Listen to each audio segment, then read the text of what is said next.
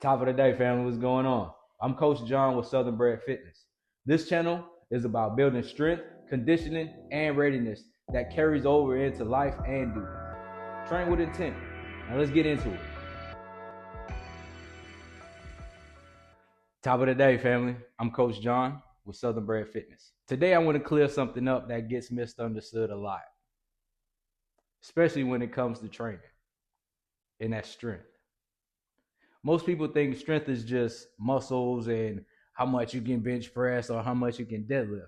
It's produced by a system: your nervous system, your muscles, and how well they move together as a unit. That means if one part of that system isn't doing its job, strength doesn't show up the way you want it to. And that's why people train hard, stay consistent, and still hit plateaus or get injured.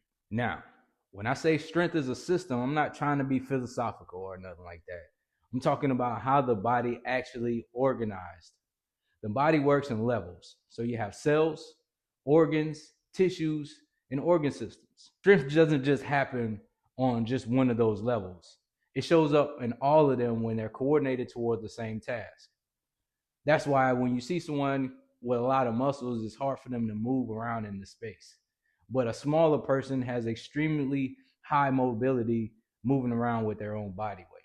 Once you understand how the system works, training stops feeling random and starts making sense. This is where a lot of training goes wrong. People think the more effort automatically equals the better results. But effort without coordination creates noise. Strength requires timing. It requires joints moving together. It requires the right muscles turning on at the right time. That's why you feel weaker when you're tired, even if your muscles don't feel sore. It's your nervous system. That's where biomechanics comes in. Force only matters if it's directed well. So your joint angles, your posture, and position determine how much of that force actually gets out and transferred into motion. For tactical athletes, this matters even more. You're training under load, you're training under fatigue, and you don't always get the perfect conditions. So whether it's the deadlift and ACFT, carrying equipment, or moving under kit, efficiency keeps you performing longer. It keeps you healthier. That's why I care so much about how people move before they even start getting under the weight. So before we talk about sets, reps, and intensity, the first question is always, does the system support the force production? Let me show you how I prep before training. How y'all doing? Coach John here. So we're talking about the systems, right? So this is an unprimed system. We're going to start with a single arm kettlebell deadlift. Kettlebell is positioned in between the 2 feet. Feet are shoulder width apart. Going to hinge down, stand up. Moving is proficient, but the system aren't online. Although I'm moving, there's no communication that's generating force. I'm just in movement and in preparation without preparation. So we have to get the systems online. That's an unprepared system. Let's get it. All right. Here I'm in my 90-90 breathing position, 90 degrees at the knee joint, 90 degrees at the ankle joint, 90 degrees at the hips. So we're down here, and the point that I'm driving is breathing sets the nervous system and gives us a stable position to produce force. So you have to get your breathing on board when you're about to warm up and produce strength. So here, maintain your hips to the floor. Big inhale through your nose. Long exhale through the mouth. So next we got low level activation. We're going to do kettlebell carry marches where we're creating tension on the opposite arm and maintaining stability and grip strength on the right side. And we're marching in a locomotive movement, activating all the muscles. So here, shoulder width apart, hinge the hip backwards, and we're just going to stand up. Next, raise one knee, come back down.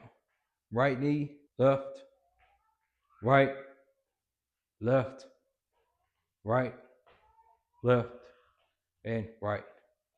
So That is building communication all throughout the body and activating all the muscles, especially if we're dealing with the kettlebell. We're activating the grip strength signal from the brain all the way down to the muscle, bypassing the spinal cord. Again, creating tension on the right side while maintaining grip strength. Hinge the hips, squat down, pick up the kettlebell, and we're marching in place. 1, 1. Slow and controlled. 2, 2. 3, 3. 4, 4.